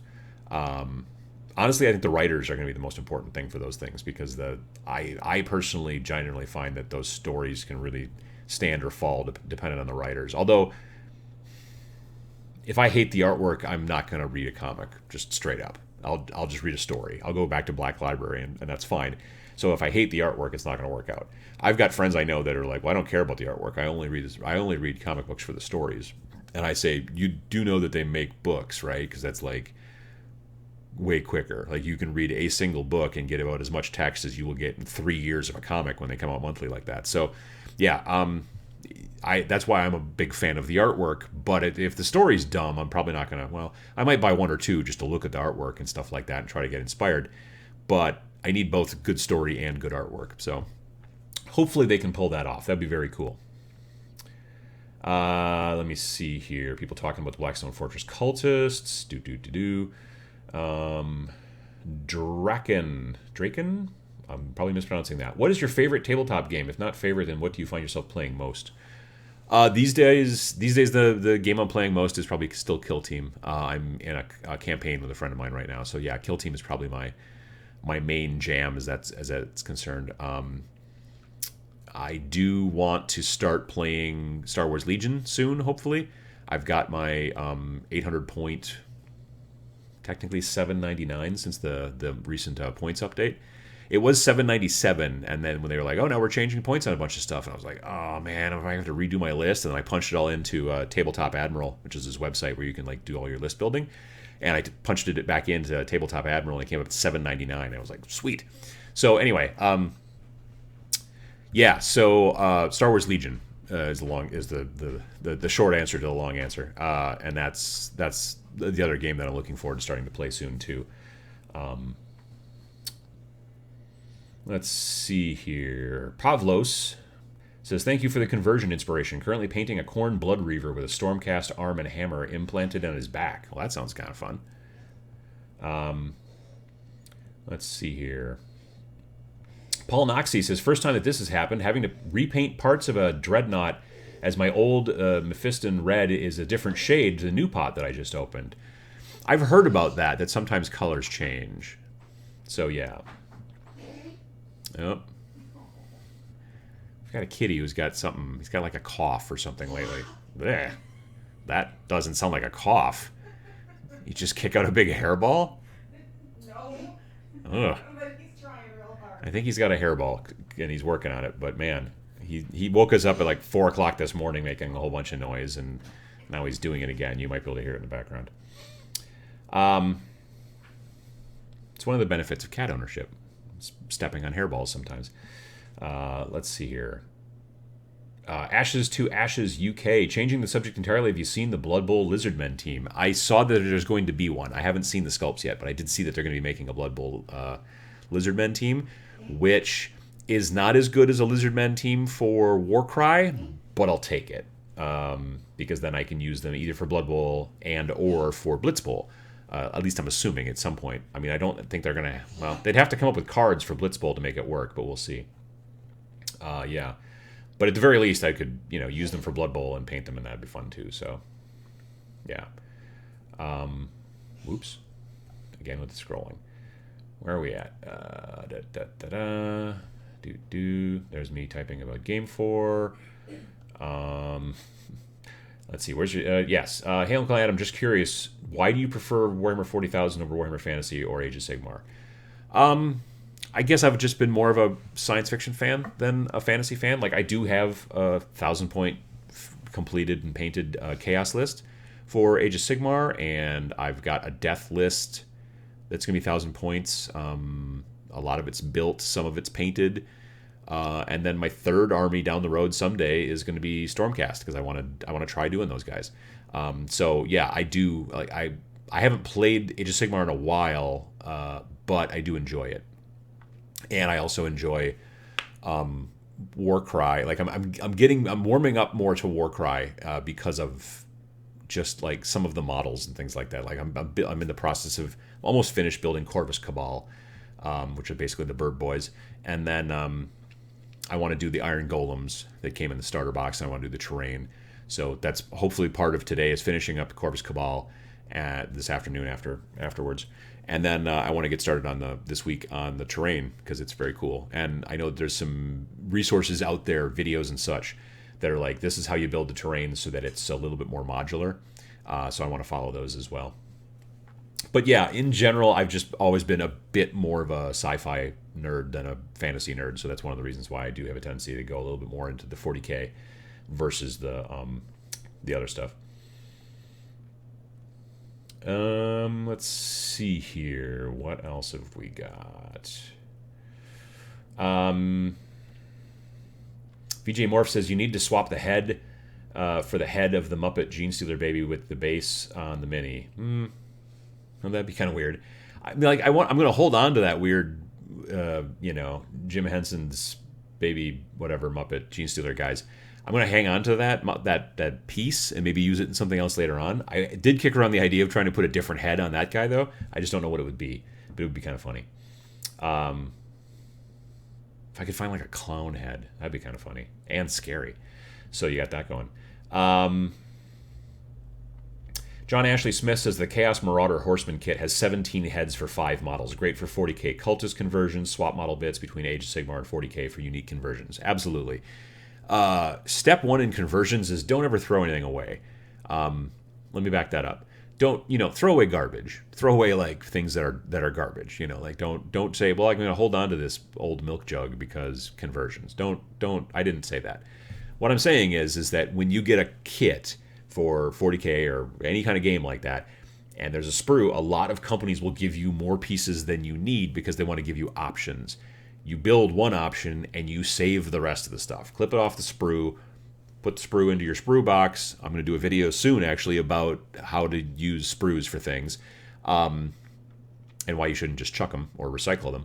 But the bits themselves, like what you do is you get those, you've seen these like kind of pseudo-clear plastic cases you see them sometimes like in fishing tackle stores, and you put your little fishing lures and your sinkers and stuff in there. You see them in craft stores. They've got little compartments. You open it up. It's got a little clasp that keeps it shut, but you open it up and there's all these weird little compartments.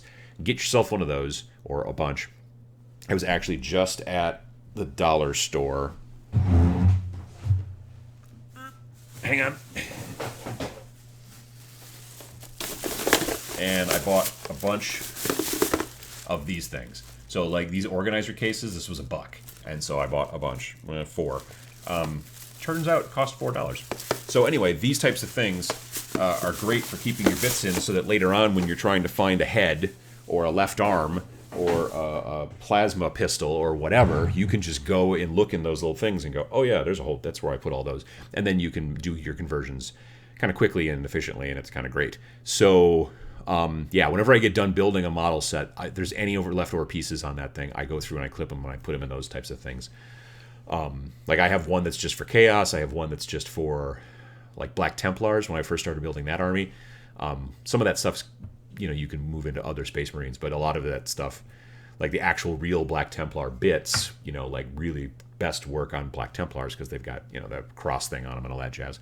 But yeah, there's a lot of, that's the best start for conversions is always save all your extra parts, because at some point you'll be like when I built the original like Old Drippy, I had extra backpack from an older Chaos Marine in that older kind of weird sort of more gothic-y style, and so I put that one on there, and then I gave him a nice pistol on his hip. Those were all just extra parts that I guess I could have thrown away, but I didn't, and you shouldn't. You hold on to those parts. That's how you make conversions happen. One of the ways. There are also companies out there that are selling extra bits for models that they've made that'll do all kinds of weird stuff, and then you can do cool conversions with that stuff too. Let's see here. Battle Raged says, "I would like your opinion on 3D printing terrain, especially since you can get readily available printers that can do 50 micron layer height."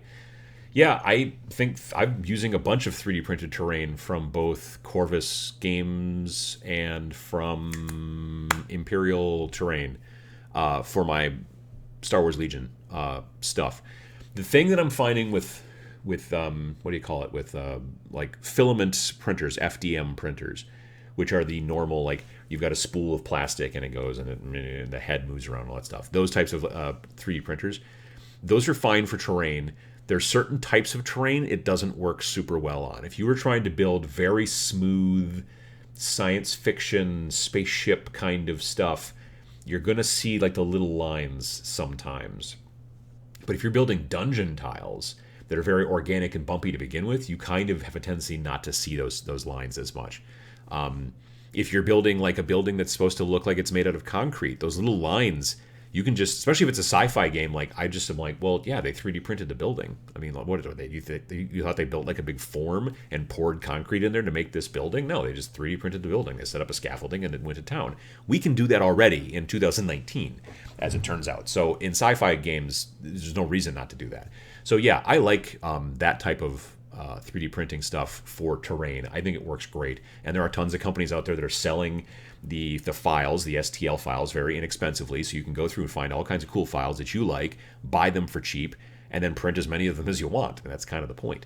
As far as resin printers have come down considerably in price from back when I first made that video about 3D printing stuff for wargaming.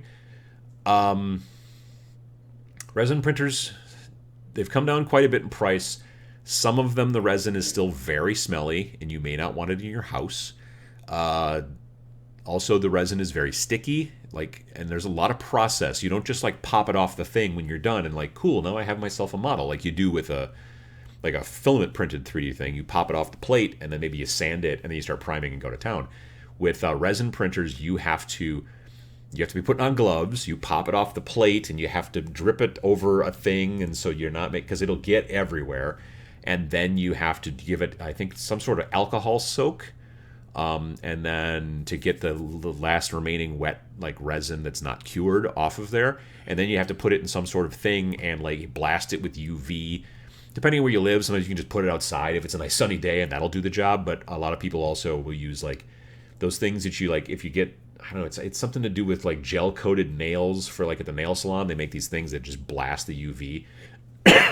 So you can do that. Anyway, it's a process.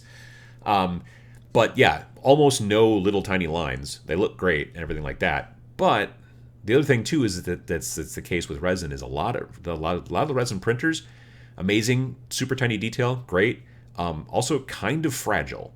So like your miniatures, if you printed out actual people miniatures and stuff like that, you have to be a little bit more careful with them than you do with this kind of stuff, because like I bought a model from Shapeways and I got it and I had it for a little while, and I had it like in a box or something like that, but it was in my backpack, and it snapped off his like little ankles. Like he was, there was like the body and the head and the torso and all that stuff, and then no feet, and then that was on a separate piece that was in the other part of the box. So the resin stuff can be a little fragile, so just take that into consideration. I wouldn't use a resin printer to do terrain. Maybe cool little embellishments that you might put on terrain that you've built, but to do the entire piece of terrain, first of all, a lot of those resin printers don't have a big enough print area, and secondly, it's expensive, the resin, and 3D printers, the filament style, most of the programs you use to convert the file into instructions to the printer on how to do it, that are called slicer program. I think that's called slicers. A lot of them you can just say fill in the inside 20% or fill in the inside 40% or whatever, and it'll do the math and figure it out. From what I understand, that's not the case with resin. Like resin printers don't do infill. They don't calculate that. So if you want to not use a whole bunch of resin, you actually have to sculpt the thing you want and then sculpt the inside hollow yourself. So yeah, and then from what I understand too, if you do that, you can trap liquid resin on the inside if you don't give yourself a little hole someplace for it to leak out. It's a different set of stuff. And so I'm not anti-resin. Just I want people to understand, because resin printers have gotten so cheap. You can go on Amazon and buy a resin printer now for like $250. I just don't want people to go pull the trigger and do that, and then all of a sudden find all of these extra things that they may not have thought about. The smell, the expense of the resin, how sticky the resin can be, and all that stuff. The cleaning up afterwards, the UV curing, the fact that even when it's all done and everything's gorgeous and it's great, it's still kind of delicate. That kind of stuff is, I think, important to understand for resin printing. So that was a long one. Sorry about that, but I've been kicking around making an update to the video that I did a couple years ago, about 3D printing and wargaming, and I think you just got a whole bunch of the resin portion of it right there. So there you go. Let's see here. Gaddis Gaming asked if I've talked about the new Sisters of Battle leak from China. No, I have not. I have not. You know, I'm glad they're doing it. I know a lot of people really like Sisters of Battle. I've never had any interest in that battle force, and I don't know why. I think it's, I don't know. I just don't know why. Yeah, I've just never gotten into it. But I'm glad that they're doing it. So, Pop Bernsey says that Dan Abnett and Aaron Dembski-Bowden have been working with Marvel on Marvel Comics for a while now. Yeah, they're both good writers, and I know that they've done a bunch of Marvel stuff, so that's true. John Ashley Smith says they have seen a lot of negative waves about the GW/Marvel collaboration. That doesn't make any sense to me. I don't know. It's I don't know. Sounds a little bit sometimes like maybe gatekeeping, like they're like, oh, they're going to water down GW, or they're going to water down like 40K or whatever because they're Marvel and it's Disney. And I'm like, I don't know. I'm not sure. We'll see, I guess.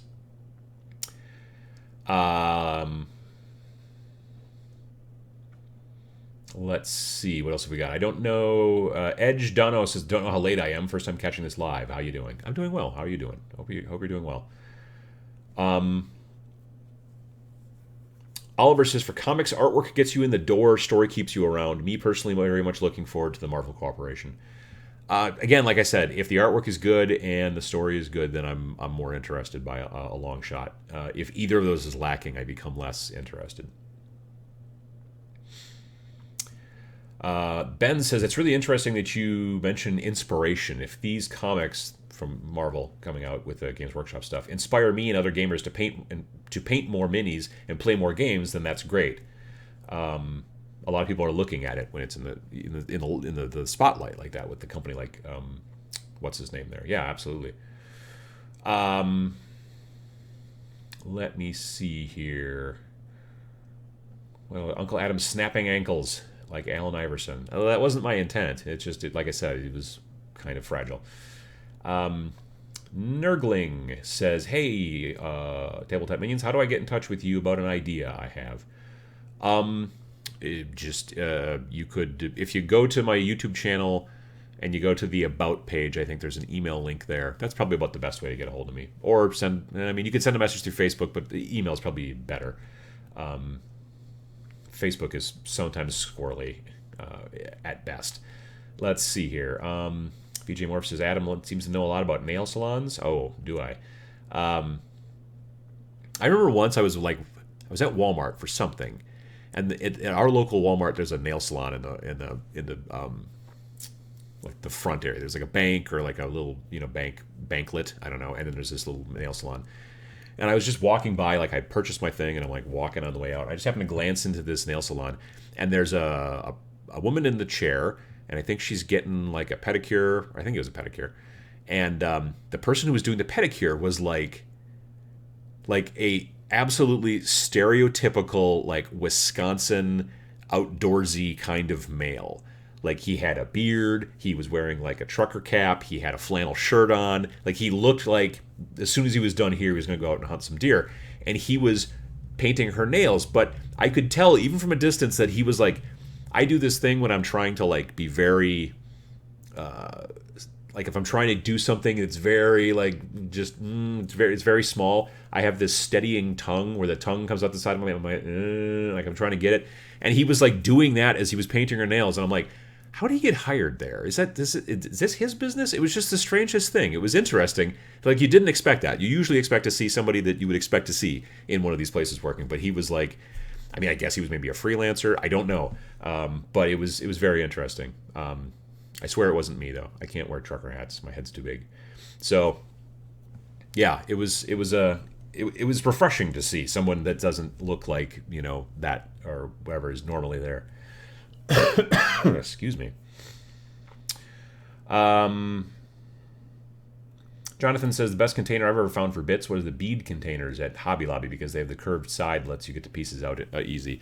That is true. If there's like a sharp corner in those little things, then it's hard to get stuff out because it can get trapped in the corner. But when it's got a curved side, like for those beads and stuff, it's really easy to get out with your finger. That's a very good point.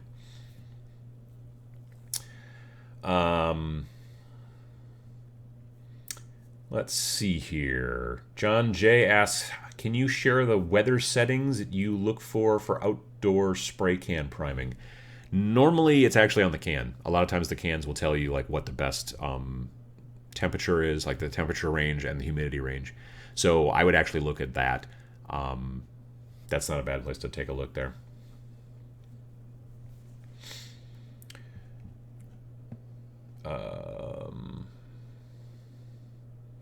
I like the look of the Sisters box set, but it'll be another one of the pile of shame, says Useful G. Yeah, I can understand that too. I don't see myself getting one, but it's interesting to see what kind of like, I know that they're selling the box that they're going to come out with like right before the holidays, and it's going to be a box that comes with the codex inside, and then it's almost like you're buying like the beginning of a battle force or whatever, or maybe even a beginning of a battalion, really. So that's going to be interesting. It'll be interesting to see also how long those are, like is it going to be kind of a limited edition sort of a thing, kind of like the Kill Team starter was, or as it seems out now, it turns out the Warcry, that starter box, which I thought I had read someplace was going to be like, this is an evergreen product, we're going to keep producing it. Something they said recently on the Warhammer community page makes me think that box is not going to be around forever, so that's kind of a bit of a bummer. Yeah. Travis Becker says, if Games Workshop doesn't explicitly make an ironclad statement, Disney/Marvel likes to press progressive issues, which will mean female Space Marines. I'm fine with that. I like female Space Marines. Let's see here. Stephen, or perhaps Steffens, I might have pronounced that incorrectly. I didn't catch the beginning part of that. Oh, that was a response to somebody else. Sorry. Anthony Schmidt says, go Packers. I'm assuming they must be playing at noon. Oh, geez. Everything moved again.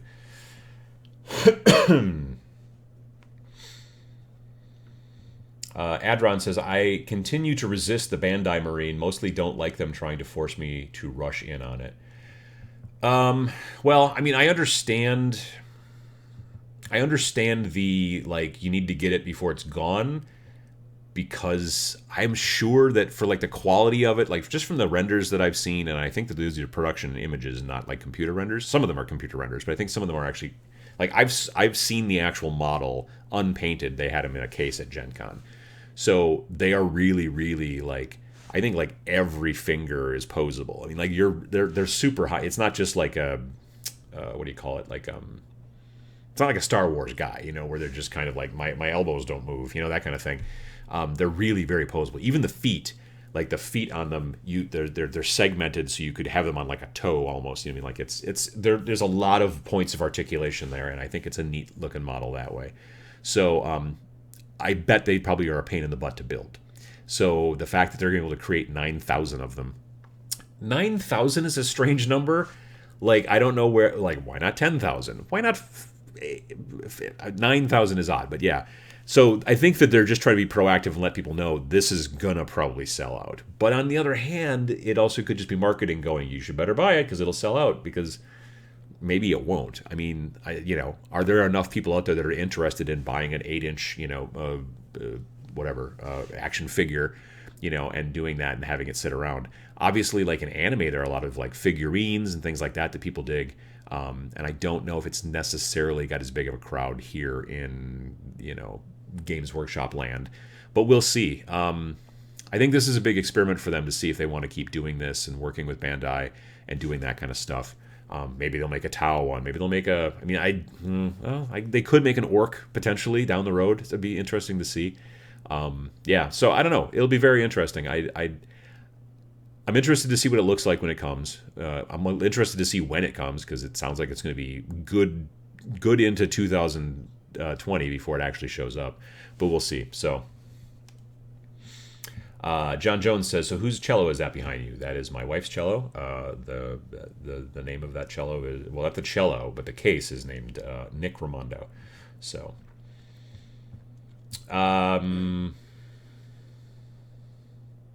let's see here. Head too big for trucker hats, but Adam will wear a fez. Well, that's because the company that I buy my fezes from, they make fezes up to 4X. So yeah, but that means the entire fez is bigger. I can get a trucker hat, but they have that adjustable thingy in the back that will fit around my head. But then the hat is really small and looks like I don't know what it looks like. It doesn't look good. I'm just telling you that. That's why I don't wear them.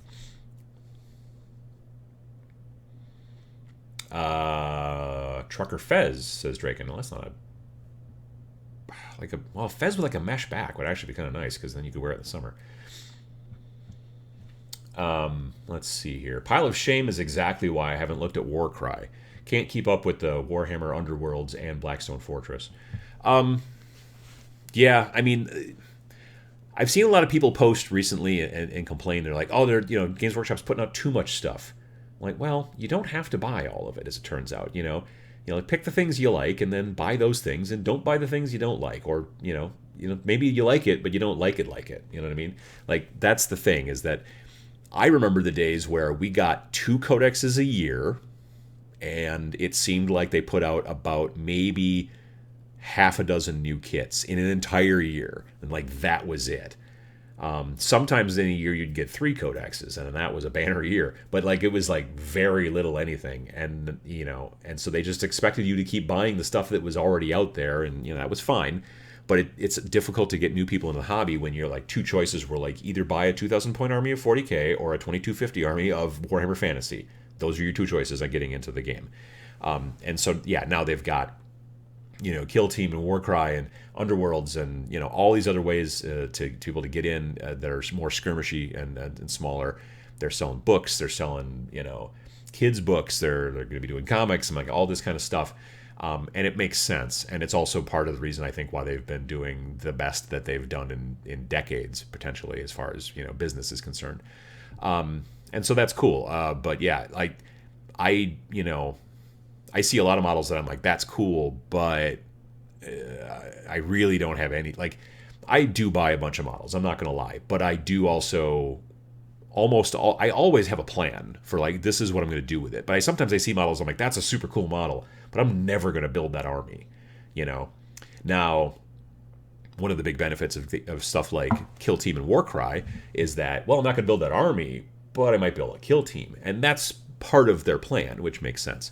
The downside is that like I saw a really cool Khorne model yesterday at one of the shops I was looking at, and I was like, oh, that's really cool. I could use him as one of my mercenaries for one of the Chaos teams in Warcry. And then they happen to have Monsters and Mercenaries, the book there, and I looked through there, and it turned out that guy's not one of the mercenaries. So I'm like, oh, okay, well, I'm not going to buy him because I can't use him in Warcry. I don't know what else I would use him for. I don't have a Khorne army for, Age of Sigmar, and I'm not going to just build an entire army based off of one dude who I feel like looks cool.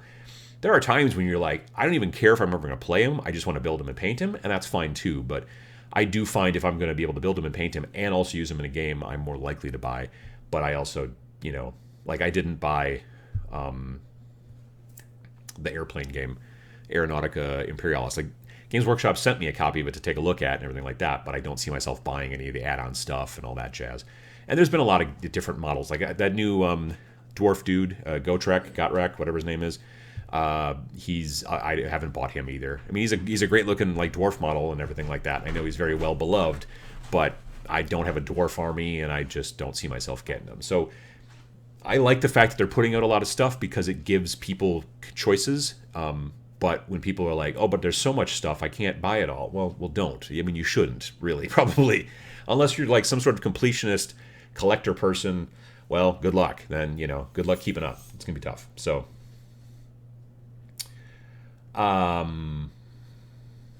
Chris Baum says, Army Painter made that big announcement and came out with a wet palette. Yeah, I'm looking forward to it. They're going to send me one to take a look at. I am looking forward to the wet palette. I still use a Tupperware type of little thing for that, but I've been kicking around the idea. The one downside of the Tupperware thing, that if you watch my video about how to make a wet palette, it's very inexpensive, but it's kind of deep. So sometimes the way that I got my table set up, it's kind of hard to use all of it because some of it's kind of hiding behind that wall. This is going to be a bit more shallow, so I'm looking forward to trying it out when it comes. It's supposed to be getting here next week or the week after, I guess. So I'll let you guys know what I think about it when it comes out, or when I get it. I think it's not actually shipping until December, I think is what they said in the email. So, yeah. Excuse me again.